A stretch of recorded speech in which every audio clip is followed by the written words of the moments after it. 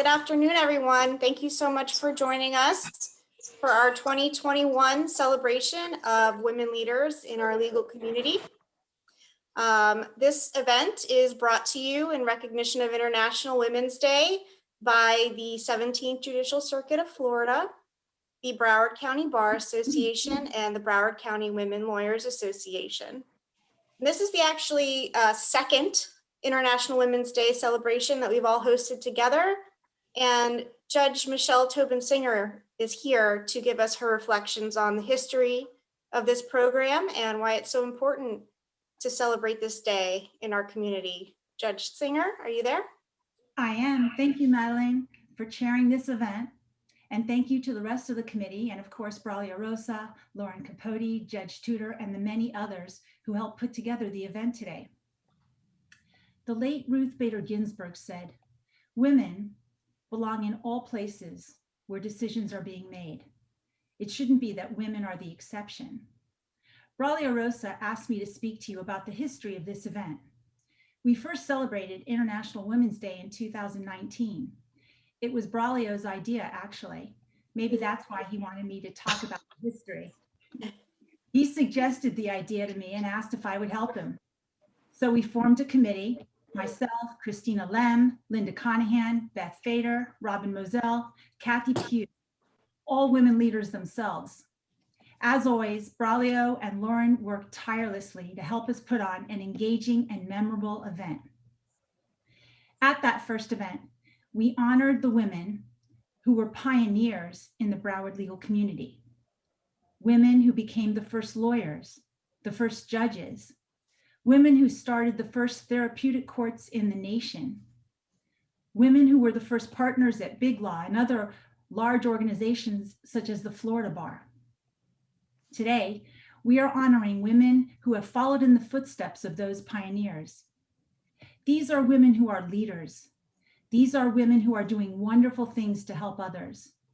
These are women who, to paraphrase Justice Ginsburg, are in places where decisions are being made. These women are clearly not the exception, but rather are exceptional. I congratulate today's honorees for their impressive accomplishments. Thank you. Thank you, Judge Singer.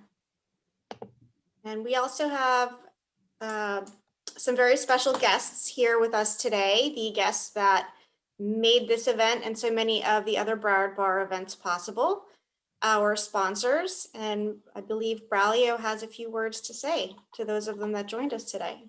Yes, as you all know, none of these things could happen without our sponsors. We're ever grateful to them. And our longtime sponsor, she's been with us 7 years, I believe, and this has always been her event that she loves once we kick this off, or any women leadership, is Sherry Fisk of Fisk and Company. That's our title sponsor. I want to thank Sherry for being so supportive of the Broward County Bar Association in this event. We have our platinum sponsors, Kelly Cronenberg and King Lindsay, PA. Thank you, Kemi. Our gold sponsors, Chorowski and Clary, PA. Lorna Brown Burton with Lubell Rosen, Winston Law Firm, and our silver sponsors, Antonatos Law Firm and Tripp Scott. We're very grateful to our sponsors. Thank you, Braulio, and thank you again to our sponsors who made today possible. And if everyone could now join us for the Pledge of Allegiance. Judge Tobin Singer, do you have a flag there in the background for all of us to look at? I don't, unfortunately. Okay. But Judge Ross does. All right. Well, if everyone can find a flag on their screen, one of these many courtrooms we've got, join us in the pledge led by Ms. Brenda Foreman, our clerk of court. Hi, everybody. Good day. There are a few flags that are showing. One is behind Judge Ross and Judge Bristol. So there are a few flags there. Could we all stand, please? I pledge allegiance to the flag of the United States of America and to the republic for which it stands, one nation, under God, indivisible, with liberty and justice for all. Thank you, Madam Clerk. You're welcome. Is our Chief Judge Jack Tudor here? I am. Thank you for joining us, Judge. Thank you for inviting me and welcome everybody. Judge Singer wanted me to welcome everybody to the program today, recognizing the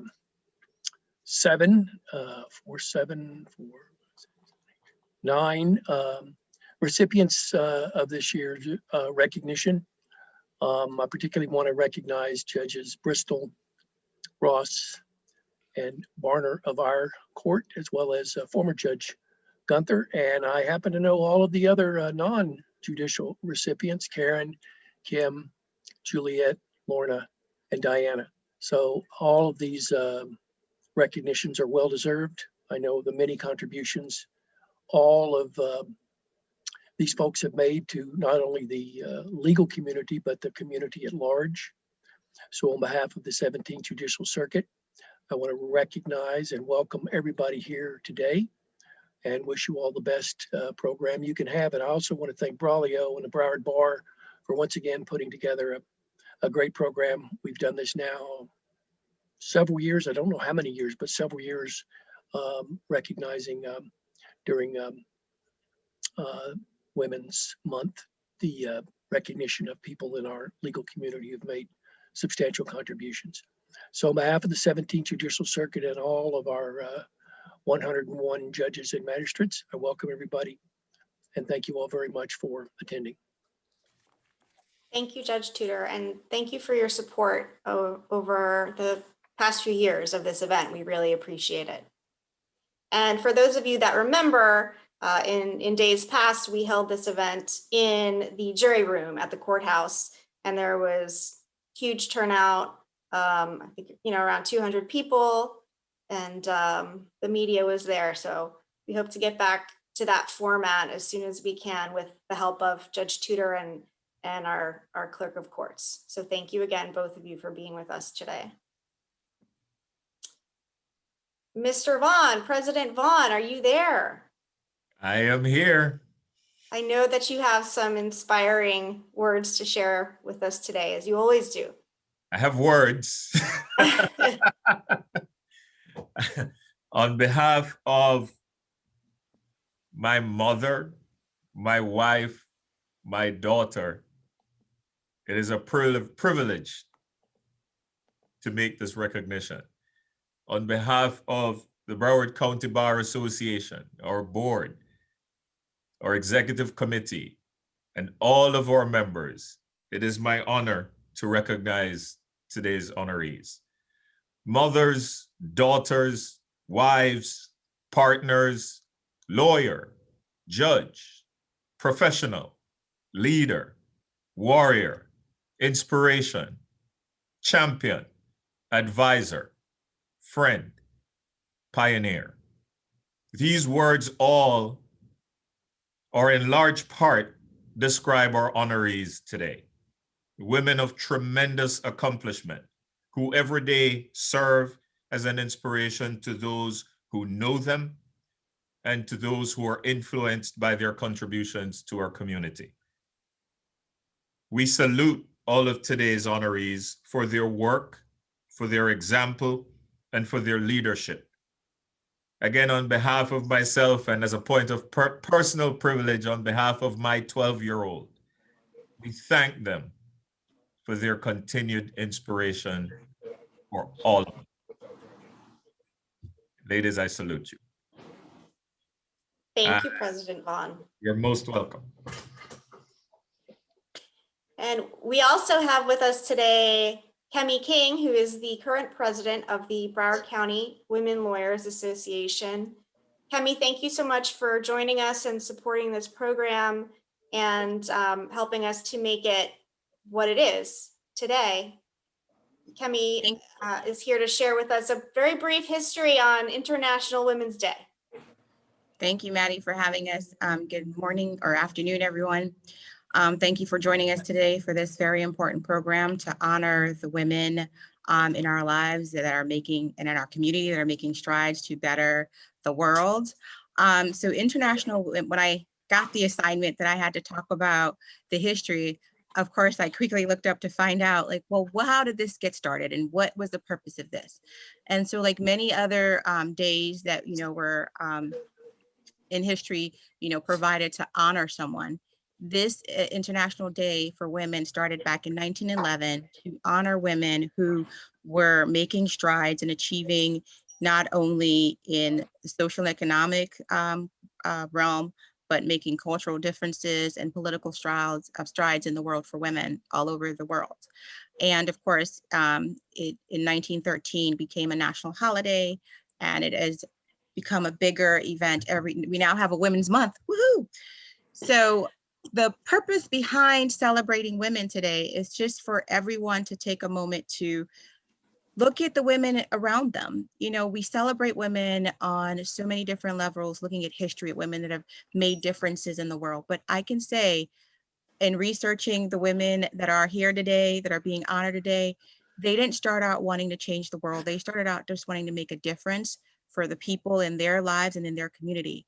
And in doing so, that they have done things that have changed our practice, that have bettered the practice for women in Broward County and in the state of Florida. So I congratulate all of you, and I encourage everyone to take the challenge for this year's theme for International Women's Day is to challenge yourself to bring change, not only for you, but for others. So what can you do to bring to light gender bias? What can you do to bring about change for gender bias? So we challenge you all today to not only hear of our wonderful women that we're honoring, but to do something every day to bring a woman to the forefront, to bring a woman with you as you climb through the careers of success. Thank you guys so much for attending. Thank you, Kemi, and thank you for that challenge. It's something for us to live up to, not just today, but every day. So thank you.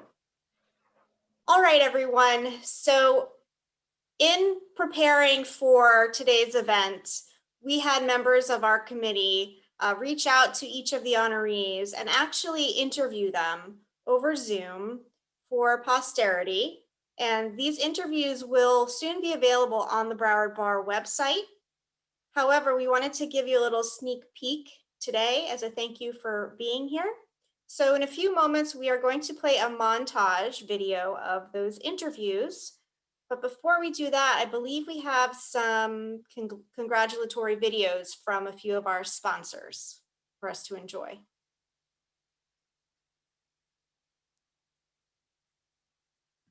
Good afternoon. I'm Sherry Fisk-Schultz, managing partner of Fisk & Company, a litigation support, valuation, and accounting firm here in South Florida.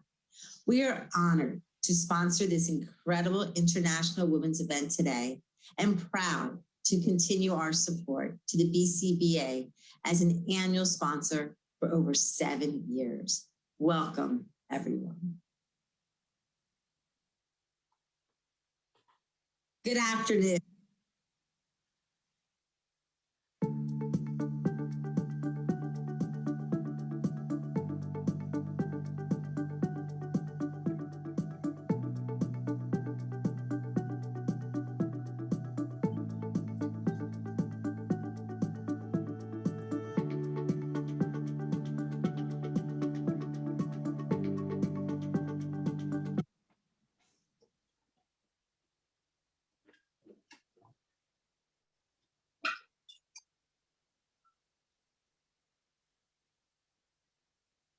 Thank you again to our sponsors. And do we have that video reel of our montages ready to go?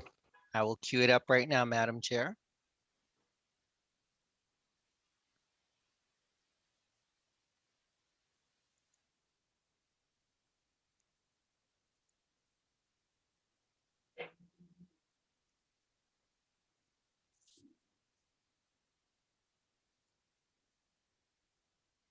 You touched on two very important things, the importance of mentorship.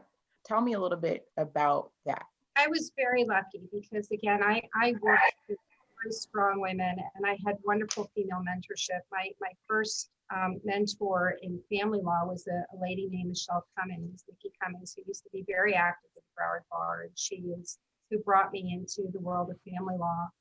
The generation before me were the ones that had a much harder time. So my hat is off to them, and I thank them. My first judge said when I wore a pantsuit in his courtroom that honey, you should wear a skirt. So I was on the old guard, and I really pretty much ignored him and was able to move forward and able to present my cases and win my trials.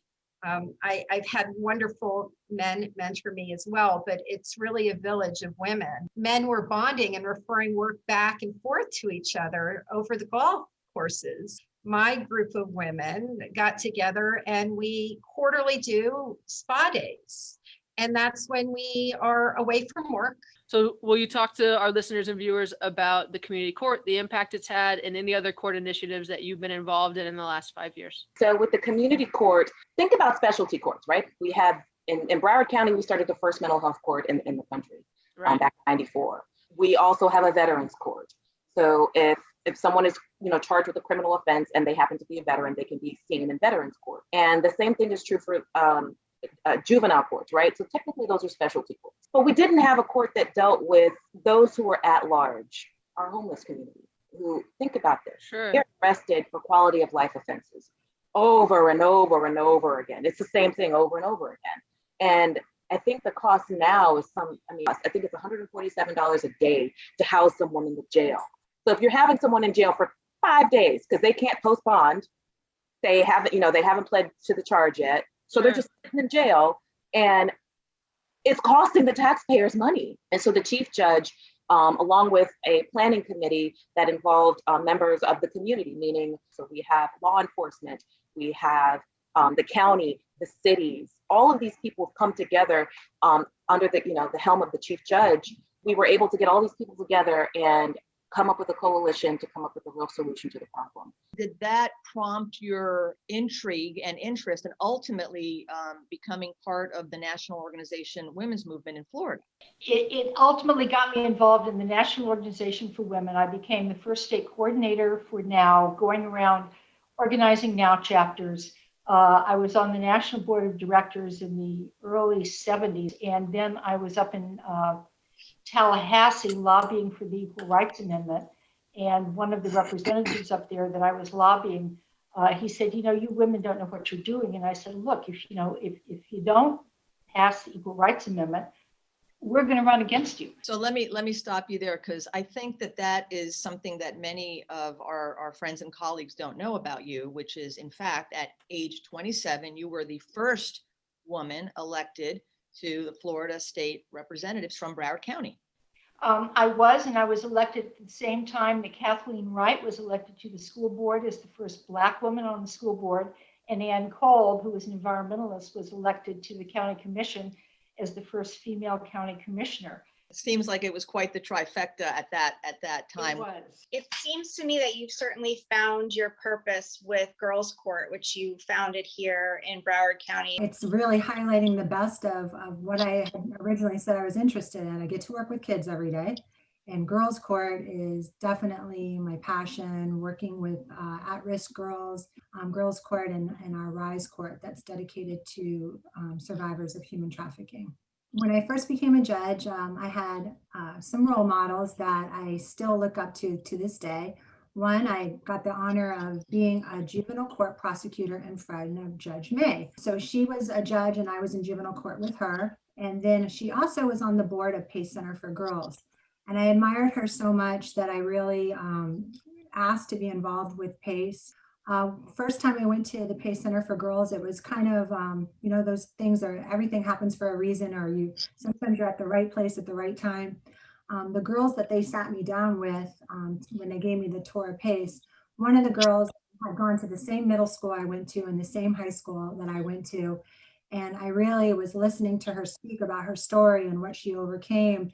And I so identified with her that I thought, I really want to be a part of this organization. As a judge, I've seen and heard some stories where women are not really given the same opportunities as men in terms as trial attorneys. Have you had any experiences like that? Honestly, I have to say no.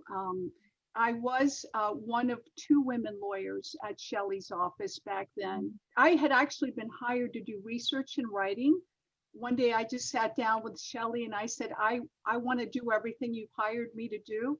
But in addition to that, I would very much like to develop my trial skills and go to trial and do litigation, and I'll still do everything else. So I said, just give me the cases nobody wants to try. And he did. I think it's important to just let people know what you want to do. And if you care and you work hard, I don't ever believe that being a woman can be a setback. What would you say to women who might be interested in giving to the community in the way that you have? They have those leadership qualities, but they just don't know the connection. You just have to step out. You can either choose to be on the court playing, or you can choose to sit on the sideline. And so sometimes you have just got to say, I'm the one, and step out. We sometimes wait for someone to ask us.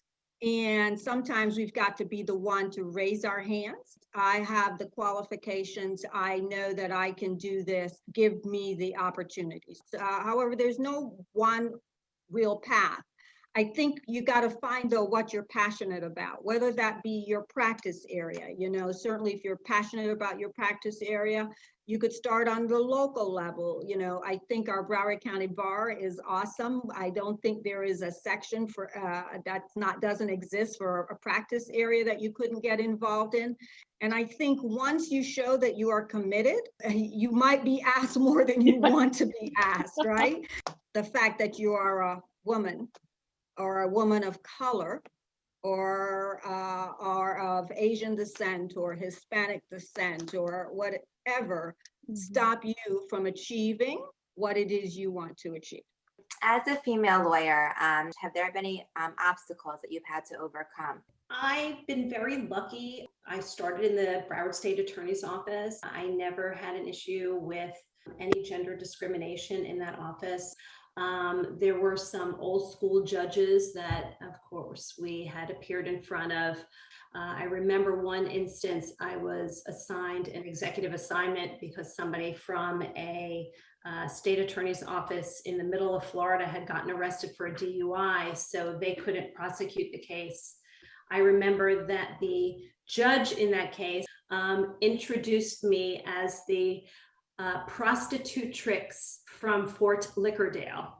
It was actually a little embarrassing because my mom had driven with me over to, it was in Punta Gorda, to watch me try the case. And it was just so appalling that I was more shocked than anything else. You know, something like that takes your breath away because you just don't think that it's going to happen. And I was just a super young prosecutor and handled it the only way I could think of handling it, which was just trying that case to the best of my ability. My next question, how did being a woman impact your experience as a young lawyer? I can remember taking a deposition and there were 2 defendants. One of the attorneys was much older, much more experienced than I was. And when I tell you that he probably objected to about 80% of my questions, and I got to the point in my head where I'm like, I can't be this dumb. I can't be this bad and that I can't ask a question that there isn't an objection.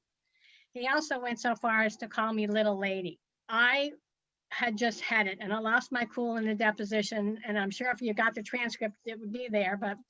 And I said, my name is not little lady. You may call me Kimberly or you may call me Miss Gilmore, but do not ever call me little lady again. And then afterward, the other attorney said to me, you did a fine job in the deposition. Most of his objections were totally inappropriate. He was just trying to get to you. And for a while he was, but then you stood up for yourself and you did a fine job. And that made me really feel good. I knew that I can do this.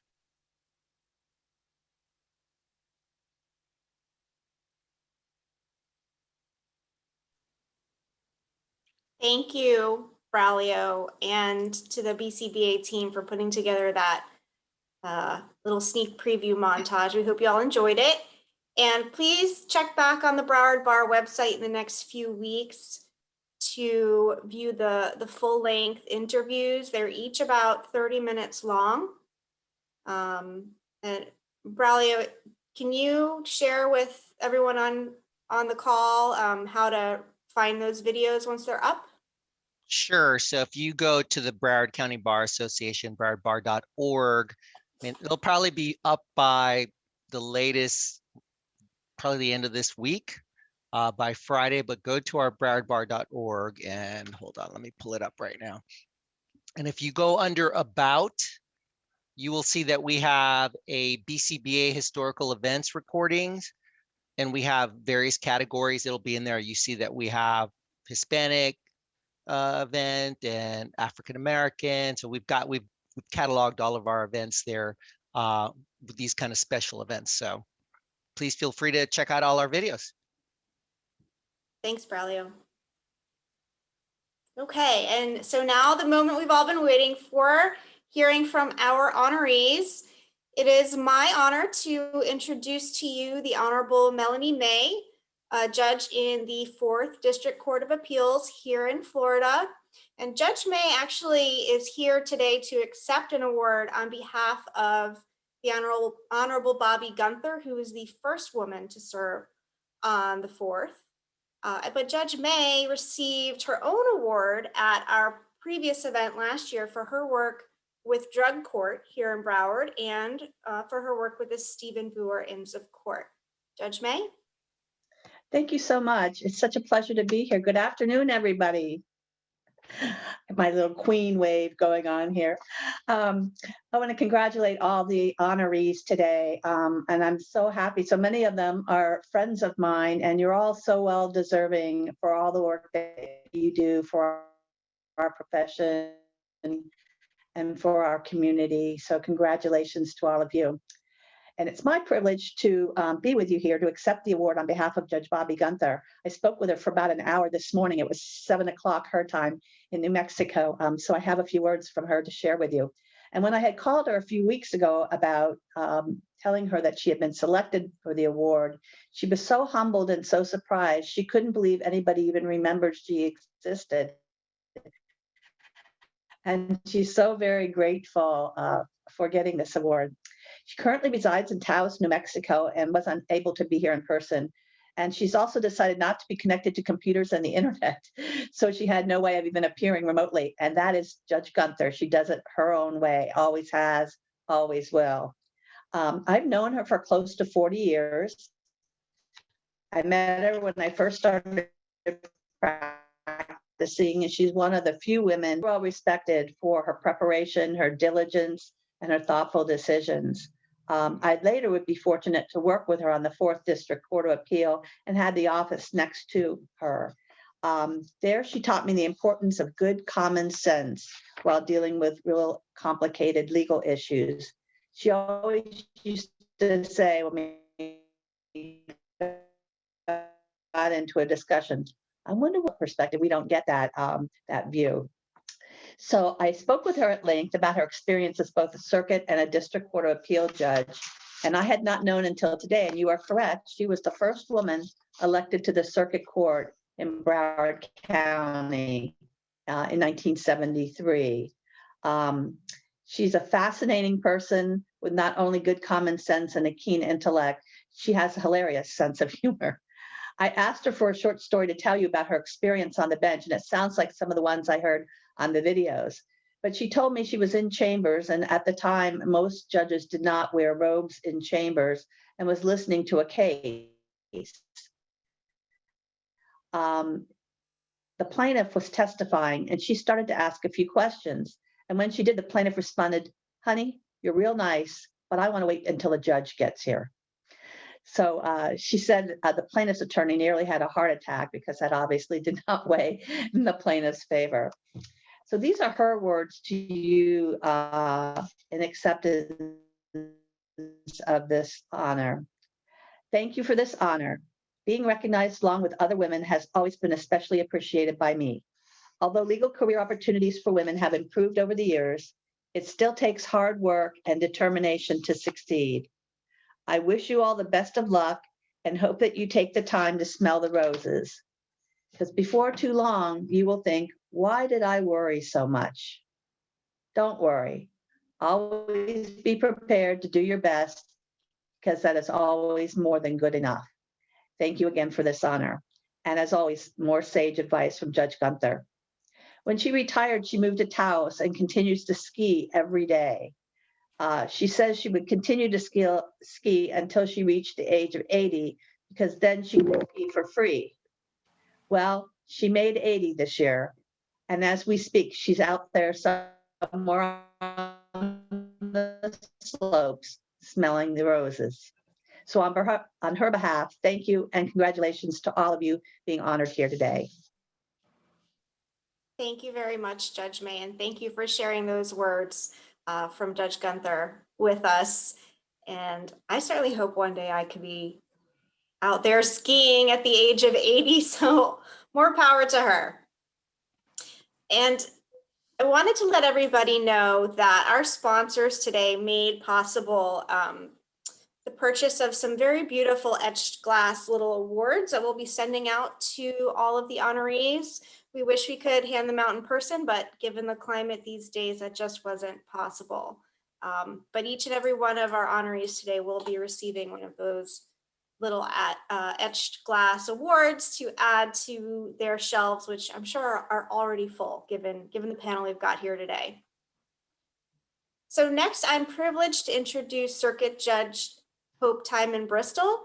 She is the administrative judge presiding over the Unified Family Court here in Broward, and that consists of Family Court, Dependency Court, and Delinquency Court. Judge Bristol is being honored today for championing Broward's Dependency Division and our Unified Family Courts, and for turning them into the courts that serve as a model for others around the country today. So a little known fact about Judge Bristol is that she's actually a very talented singer, and she was once recruited to join the Indigo Girls. Now, Judge Bristol claims that she does not regret this decision, and I think we can all agree that the music industry's loss is our gain. Judge Bristol, thank you for joining us. Thank you so much. And I really want to thank the Broward County Bar and the women's legal community for this amazing honor, and congratulate all the other honorees. You are all amazing women. You know, when I think about this award and the fact that there's an International Women's Day, which was first celebrated by the United Nations in 1975 and became an annual tradition in '96, which is the year that my daughter was born, I can't help but think about all the other women in law who came before me. In particular, another little Jewish lady from Brooklyn who rose all the way to the Supreme Court, or BG, as Judge Tobin Singer mentioned earlier. And what an amazing example she set for women in law and for paving the way for so many of us. I have a number of favorite quotes, my little RBG quote book, but don't worry, I won't read them all to you. I just wanted to pick out a couple of quotes from her that men and women are persons of equal dignity, and they should count equally before the law, which I find very interesting because one of her more famous quotes is that when people ask me sometimes, when will there be enough women on the court? And my answer is, when there are 9. Not exactly equal, but maybe we'll get to that 9 one day. And finally, fight for the things that you care about, but do it in a way that will lead others to join you. If you care about women's issues, equality, fight for or support them in a way that bring others with you, especially today. You shouldn't have to fight alone. You can fight together. Look for a mentor or support, because we should be doing that for each other, whether to steer somebody on their path or to be a shoulder to lean on or to an ear to listen. We should be raising each other up. Don't be bashful or shy about asking for that help or about leading. I promise I will never shut my door or my Zoom room, if we're still by Zoom, to any of you. And thank you very, very much, and congratulations to all the honorees. Thank you, Judge Bristol, and congratulations to you on this very well-deserved award. Next, I'm pleased to introduce Circuit Court Judge Stacy Ross, who is a judge presiding over our juvenile courts. She's being honored today for founding Girls Court and Rise Court. Girls Court provides gender-responsive and trauma-informed services to girls in the juvenile justice system. And Rise Court, which stands for Restoring Independence, Strength, and Empowerment, is a court that addresses the specialized needs of children who are known to be victims of human trafficking. Before we hear from Judge Ross, I wanted to share one little fun fact, which is that she keeps a collection of female superhero Barbies, such as Wonder Woman, Mara, and Batgirl in her chambers. And each one represents a friend of hers that she believes is a superhero in her own right. So Judge Ross, thank you for joining us today, and congratulations. Thank you. Thank you very much. You know, I always get nervous telling people I collect those Barbie dolls because, you know, people have said Barbie dolls are sexist, but to me, I have so many superhero friends, and I just love Barbies. I can't help it. But when you talk about International Women's Day, I really feel as though it's an excellent reminder for all of us on how important it is to continue to strive to fulfill our own personal legends. I know so many women, colleagues, friends, relatives, and so many women that are on screen here today that do absolutely incredible things on a daily basis. And many times these actions that they are doing every day in our community aren't honored publicly or go unrecognized, but they're just as incredible nonetheless as all of that you've highlighted on, you know, in this program today. So I really truly believe that we as women should do everything we can to support one another along our individual journeys. Of course, we're all going to face challenges and obstacles, but a little assistance during a time of need can truly make that difference. And since I have two of my colleagues, Judge Bristol and Judge Tobin Singer, already highlighting RBG, I'm going to share my favorite RBG story with you. And it was recently publicized on the 17th Judicial website. I had a young lady in girls court, and when we've been doing Zoom virtually, we've been having court. Whenever she was in my Zoom room, she was creating art and she would share her art with me, and we really connected over the amazing art she was doing. So she successfully completed my girls court program. Her case was null pros by the state as she completed PACE's diversion program. And since I no longer had a case before her, or she no longer had a case before me, I asked if I could be one of her customers, and if she could, I could commission her as an artist. And I'm going to hold it up, and oh, you're not going to be able to see it, are you? Shoot, this is really bad. Let me see if I can do this really quick, because I got to show you guys this. Hold on one second. Hold on. Oh, it's not going to work. Well, if you try, oh, there it is. Hold it in front of yourself. Yeah. Yeah, there it is. So I commissioned her, and she created that RGB painting for me. And what was so special about it is that she put it up on her website, and she said, I went from being a kid in juvie and appearing before this judge to her being a paying customer. And it just goes to show if someone believes in you and someone can give you an opportunity, what a difference that can make. So, you know, just remember even that simplest act of kindness, which, you know, we all do. I know so often just what a difference it can make to somebody else. So I appreciate you all recognizing me, but I think everybody that I see on screen here today is just as worthy. Thank you, Judge Ross. Thank you, Judge Ross. So I have the pleasure of introducing Judge Florence Taylor Barner, who we all know her energy is infectious. You cannot help but be in the room and just perk up when she's around. Judge Barner has long been a trailblazer since I've met her. Whenever she sees a need for something, she goes out and figures out a way to do it. True to form, she is being honored for helping to found Broward's Community Court, a court, as was stated in the video, for our homeless and veterans, well, in addition to Veterans Court, to help them receive some respect in the process when they are brought into the criminal justice system. So she is always someone that is looking to see how she can better her community. So this is no surprise that she's being honored for starting a program to do such thing. So a little fun fact that I found out a couple of weeks ago about Flo is that she is an amateur professional photographer. And so she's learning to take everyone's pictures so she can document them. And sometime probably later on in life, she'll have the goods on all of us. But that's something that she loves to do in her spare time. So without further ado, Judge Florence Barner. Thank you, Kimmy. I wanted to thank the Broward County Bar Association, the Broward Women Lawyers Association, all of the sponsors, the 17th Circuit, and pretty much everybody who's here. Because in one way or another, you all have shaped me into the judge that I am today. And my mom is watching. So hi, Mom.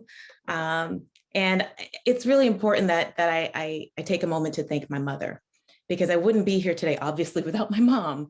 But really, my mom's story is what has always been the motivating force in my life. My mother was 21 years old when she left Haiti with $100 in her pocket.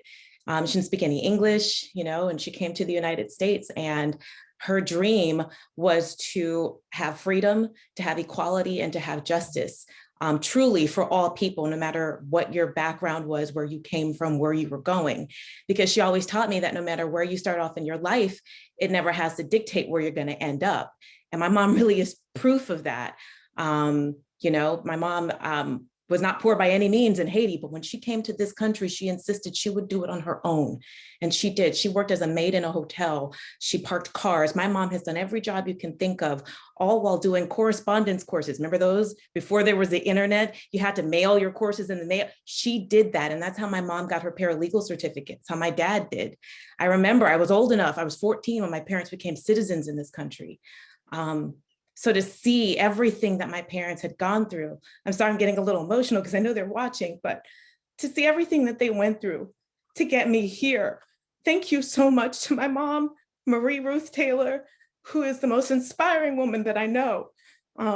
She gives me strength and courage every single day to do this job, because we really do know what it's like to go without. And when Judge Tudor gave me the opportunity to serve into the community court, I was beyond excited. I really wanted to give back to the community that has given so much to me and to my family. And I am so grateful to Judge Tudor, to every single person who has supported me and, getting here. And I thought about this. My mom came here, I think in the 70s.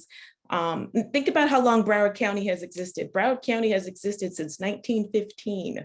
And in 2016, it took 101 years for Broward County to elect its first ever Haitian American woman to the bench. And I became the first in the entire state of Florida for that to happen when I was elected to the bench. I mean, that's history right there, and that, as my mother says, women, we carry the weight of the sky on our shoulders, but that doesn't mean that we're weak. That shows you how strong we are, that we can do anything you put your mind to. And no matter what, doesn't matter if you're Black, it doesn't matter if you're an immigrant, it doesn't matter if you're a woman, you can do it and you have no excuse to not. So I wanted to thank you all from the bottom of my heart. Thank you. I truly do appreciate everything that I am doing and I love this job. So thank you for your support and I promise to make you proud. I promise, no more crying though.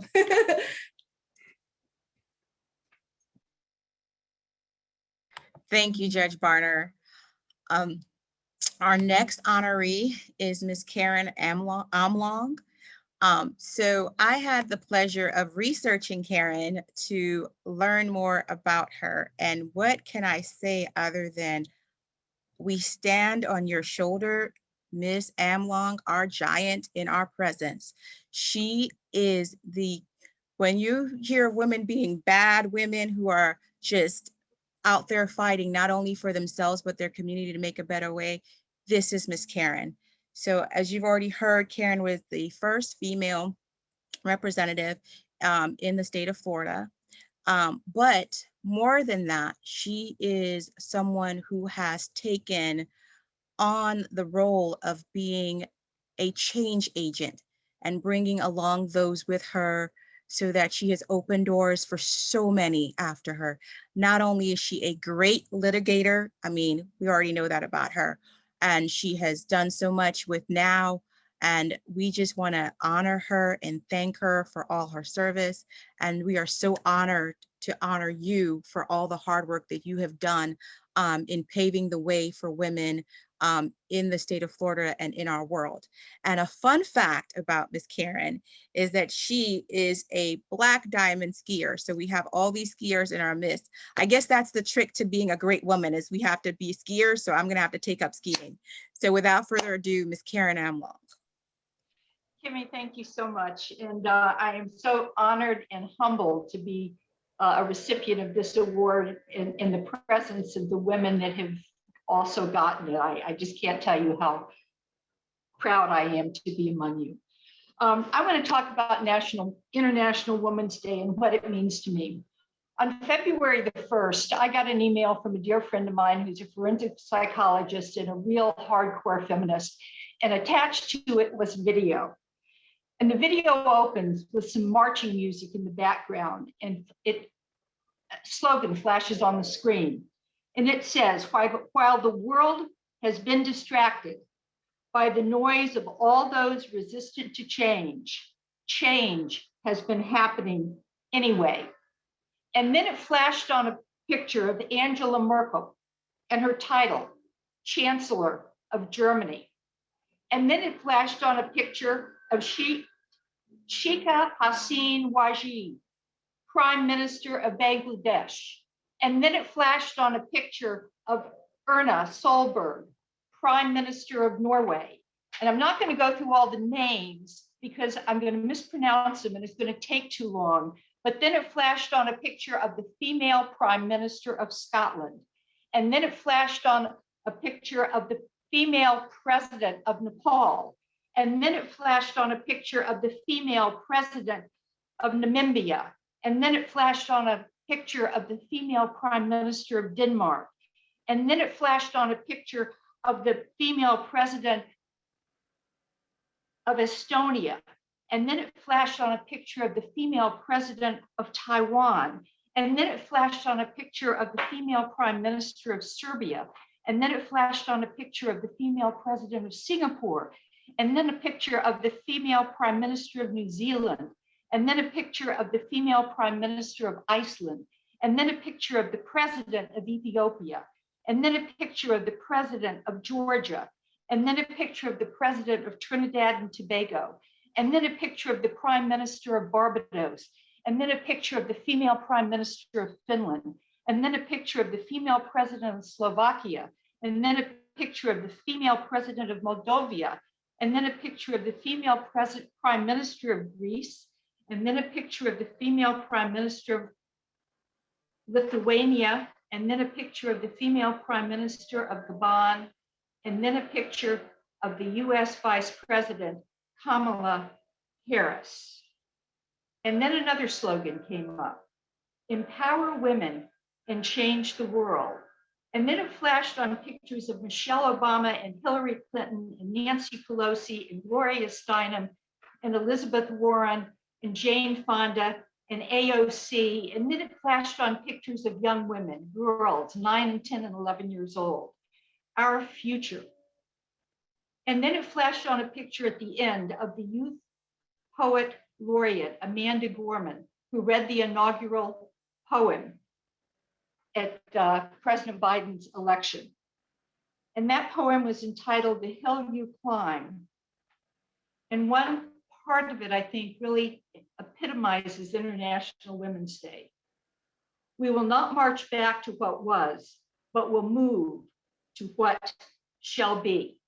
And it ends with a final slogan, the women are coming. The women are coming in Broward County. The women are coming throughout the world, and we will make it a better world. So thank you for this honor and all that you do for all the women everywhere. Thank you.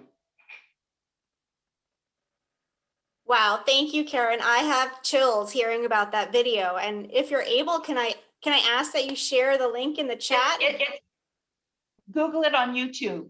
The women are coming. It's 2.5 minutes, and I promise you, you'll send it to all your friends. You'll maybe put it on your website. You'll show it to your clients. You'll show it to your jurors, your courts. It's a wonderful video. Thank you for sharing that, Karen, and congratulations again. Thank you. It's now my privilege to introduce Kimberly Gilmore. She owns her own employment practice in Davie, Florida, and she's a past president of the Broward County Women Lawyers Association, a past president of Healthy Mothers, Healthy Babies Coalition of Broward, and she has received the Lefkow Legacy Award to honor her for her extensive service to that organization in 2017. She's also a recipient of the Lynn Futch Professionalism Award from the Broward County Bar Association and has previously been named as one of the American Cancer Society's Women of the Year. And today she's here to be honored for these many accomplishments, as well as breaking glass ceilings as the first female partner of Trip Scott. Now, one fun fact about Kimberly is that she is an avid UCF football fan and has traveled the country to watch them play. And I also suggest, if you can swing it, to try and snag an invite to her house around Christmas time, because she and her family have a long-standing tradition of just going all out for the holiday in terms of both decorations and baked treats. So Kimberly, maybe I can get an invite this year. Thank you, Madeline. I would like to thank the Broward County Bar Association and the Broward County Women Lawyers Association for this award and honor. When I received the phone call from Ray Turowski to inform me that I was being honored, I was quite surprised and humbled, so I thank you. I've had the pleasure over the years to be involved in both boards.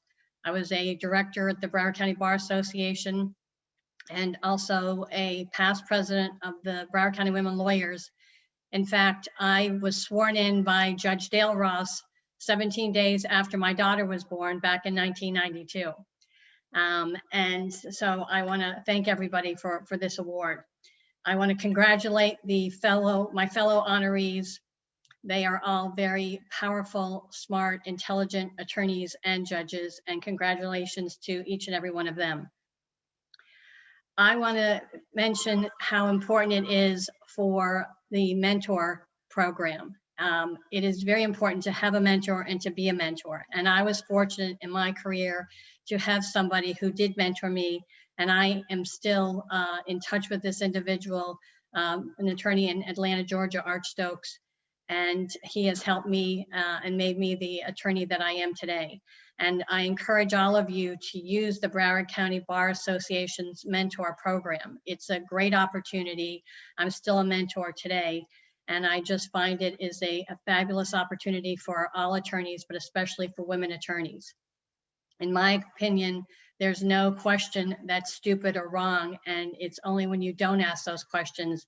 And that's how the mentorship program is one way that it helps young, new attorneys to be better attorneys, to be professional, and to realize that their word is their bond and how important that is. I also think it's important for everybody to be happy, and I'm a very happy person. Those of you that know me know I like to smile, I like to laugh. And life is too short. If you have picked a career or a type of law that you aren't happy with anymore, then make that change. It's easier said than done, but life is too short. I would like to acknowledge on this Zoom today, my family. My mom is here, and my daughter Alexandra is also participating. And I also have relatives in Ontario, Canada. I have an aunt and some cousins. So this is an international Zoom as well as an international day. And I'm very happy that they could all join today. I come from a family of very smart, powerful women, and it's their support and their love that has made me the attorney and the person that I am today. And just in conclusion, just want to thank again the Broward County Bar and the Women Lawyers Association for this honor. I am truly humbled and appreciate everything. Thank you, everybody. Thank you, Kimberly. Thank you, Ms. Gilmore. Next, our next honoree is Juliet Lippman. Ms. Lippman is a partner at Birnbaum, Lipburn, and Gregori. I know I mess that up all the time, even in court, so forgive me. Ms. Lippman practices in the area of marital and family law, and she is a woman who has been honored for her trailblazing skills in the area of family law practice. She is the author of the Uniform Interstate Family Support Act. She has made many revisions to the family law rules. As a committee member, she gives of her time to so many organizations to give back to her community. We are so honored to honor Ms. Lippman. Ms. Lippman. I want to call her Juliet, but I know that we're in a formal setting. So I'm sorry, Juliet. I want to honor Juliet this morning. Personal privilege. She is one of the people I look up to as a family law practitioner. She is always so gracious to have her door open to answer questions. You can call her, hunt her down in the hallway when you see her, and she really will answer your questions. So when we talk about women who are making ways for others and giving of their time to others, Juliet is definitely one of those. Juliet is being honored as a former president of the Florida Bar Foundation. And fun fact about Juliet, she was born in Mexico City, and her grandmother is a survivor of the Holocaust. So we thank you, Juliet, for all that you do for Broward County and for women. And we are so honored to honor you for all the work that you do. Miss Juliet. Thank you, Kemi. And I particularly thank all of the women I'm being honored with. Many of you have helped me along the way. Many of the first round of honorees have helped me along the way. I am all about lifting up women because women have lifted me up.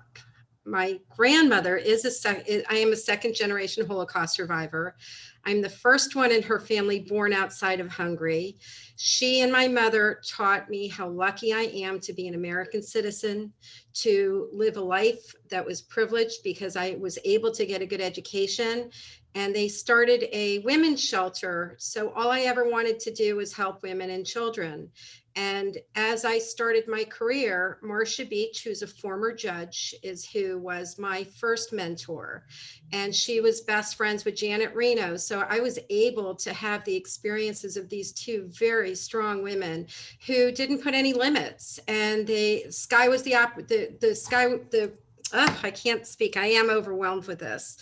The world was my oyster with these two women. They did not believe in limits. They did believe in pushing forward. And so having those women as an example, I knew that I could just keep trying and trying. And if I failed, you pivot and you keep moving forward, as evidenced by all of these amazing women around me. And ultimately, I was able to be the president of the Florida Bar Foundation and fight for those who cannot fight for themselves and to fight for access to justice. And I was in the position to be able to do that because of the supports that I have now, which includes my female partners and my male partner, Josh Roberts, but Catherine Birnbaum and Nancy Gregoire, and my girl gang, the women who all surround me. And so part of them lifting me up, I believe, requires me to lift up all the other women who are around me, especially those younger women, because I would not be where I am but for that women's group. So I thank them. I thank all the women before me who shattered the glass ceiling. I thank all of the women who come after me, who continue to make our community better. I thank the strong women around me, including Anna Calderon Randazzo, who's the executive director of the Children's Diagnostic and Treatment Center, where I get to serve as the chair of her board and continue to fight for our children in the community. I continue to thank every single one of you who are attending today. I appreciate this. I am humbled. Thank you very much.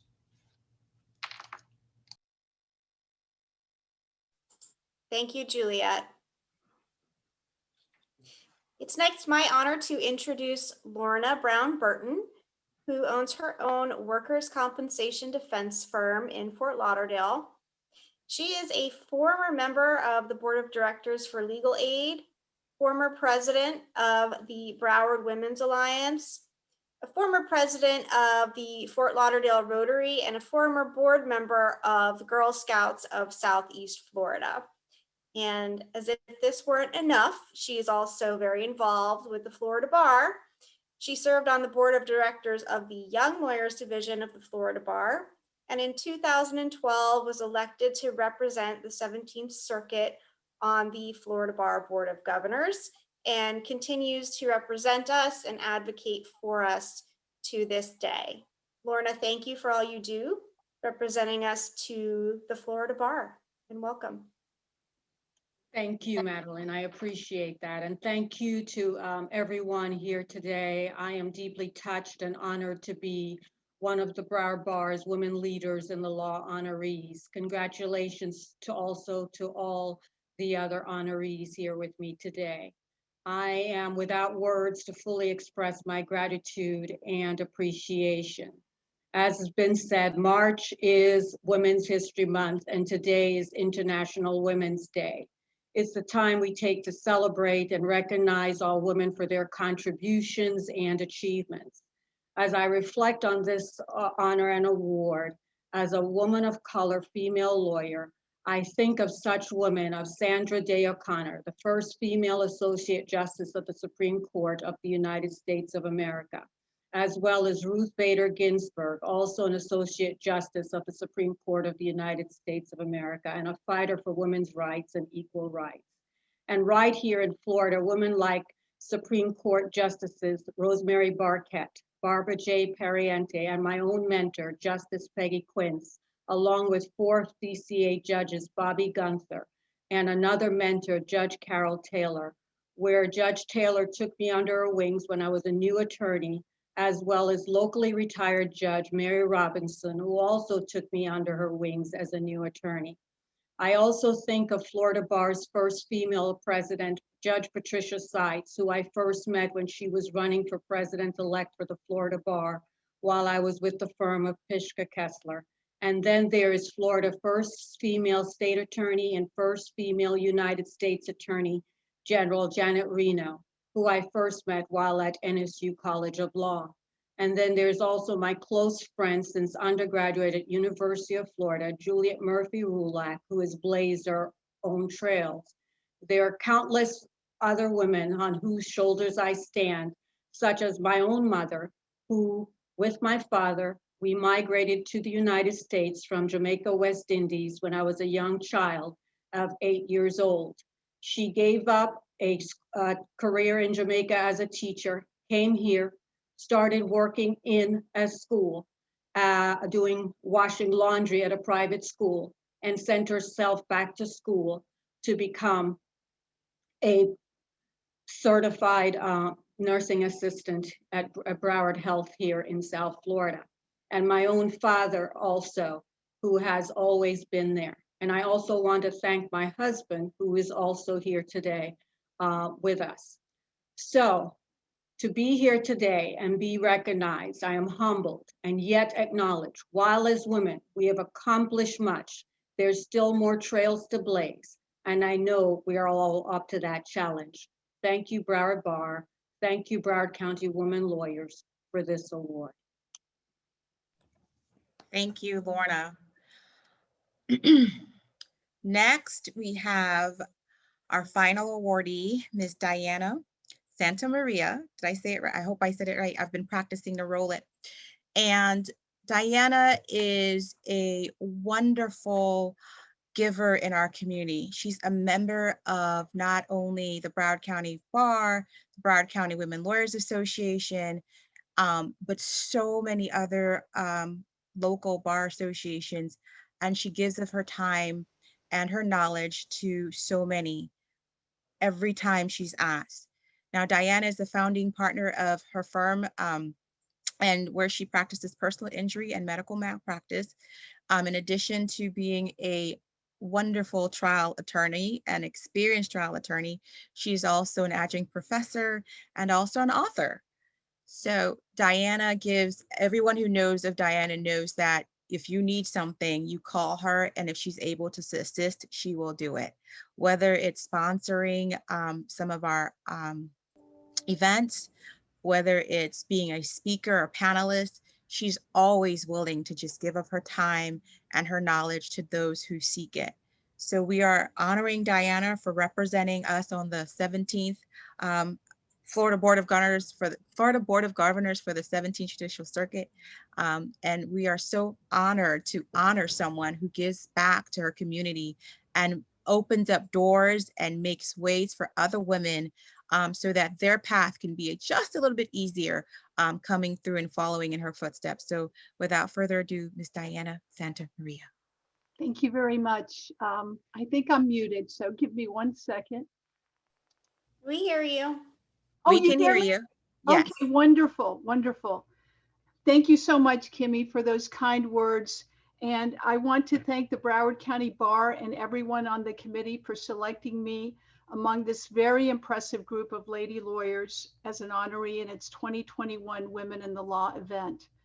I'd also like to congratulate my fellow honorees. Sitting here, listening to all of you is such an honor for me to be among you. It's also so very inspiring and special. I would also be remiss if I did not acknowledge the people in my life who have always supported me in all my endeavors, which include my mother, my husband, Brian, who I believe is on this, my office staff over the years, and my children, Nicholas and Alex. So I was asked to speak a little bit on the significance of International Women's Day. And as others have mentioned, it started over 100 years ago and has come to mean a lot of different things in different countries throughout the world. But without a doubt, it is universally recognized as a day that celebrates womanhood. I did a little research and learned that the 2021 United Nations theme for International Women's Day is Women in Leadership, an Equal Future in a COVID-19 World, highlighting the impact that worldwide women have made as healthcare workers, caregivers, and innovators during the COVID-19 pandemic. As it pertains to women in the law, we too are caregivers who juggle our multiple roles as daughters, wives, mothers, and sisters on a daily basis, while championing our clients' causes and advocating to preserve, promote, and protect their rights in whatever area of law we practice, whether it's transactional, criminal, civil trial, or as a member of the judiciary. 2021 is a great time to be a woman lawyer. Our legal profession has demonstrated its resiliency and adaptability as we come out of a historic worldwide pandemic. With our profession having evolved technologically and in many other ways to preserve and maintain access to justice for our clients. The evolution of our profession in the past year must continue, and we should all strive to keep our minds open to embrace change and continue the innovation and evolution of ourselves and our profession. I know many have quoted RBG, and not to in any way belittle her, but I have a quote, and it comes from Dolly Parton, a powerful, talented, and beautiful woman in her own right. And that is, we cannot direct the winds, but we can always adjust our sails. So as 2020 has shown us, we need to remain open to adapt and evolve as individuals and as a profession. Thank you again to the Broward County Bar and this committee for this wonderful recognition and honor. Thank you, Diana. Thank you so much for those words. Thank you. Congratulations, and congratulations to all of our honorees. They deserve a round of applause, even though they won't hear it. Thank you again to Braulio, Lauren, and the Broward Bar staff for their tireless work in wrangling us all, keeping us all organized, putting together the videos, and for all the work that they do to make all of us look good all the time. So Braulio, Lauren, thank you very much. And a big thank you again to our sponsors for helping us make this event happen and for allowing us to purchase the little glass etched awards that all of our honorees will be getting. Thank you to our clerk of court, Brenda Foreman, for joining us, to our chief judge, Jack Tudor, to Broward Bar President Robert Vaughn, and to our BCWLA President, Ms. Kemi King. Thank you, Kemi. You deserve a round of applause as well. And I see Braulio has been recognizing members of the judiciary, dignitaries, and other special guests in the chat. Thank you all for joining us. There's just too many of you for me to name personally, but we appreciate you being here. I'd also like to extend my thanks to Judge Tobin Singer for her leadership and her hard work on this committee and for paving the way for this great event for many years to come. And finally, to each and every one of our committee members who worked hard to conduct each of the interviews with our honorees. You know, they didn't just show up and start speaking to each honoree. They put in time and research to really prepare and ask thought-provoking questions. So thank you all again. I hope you enjoyed this, and happy International Women's Day.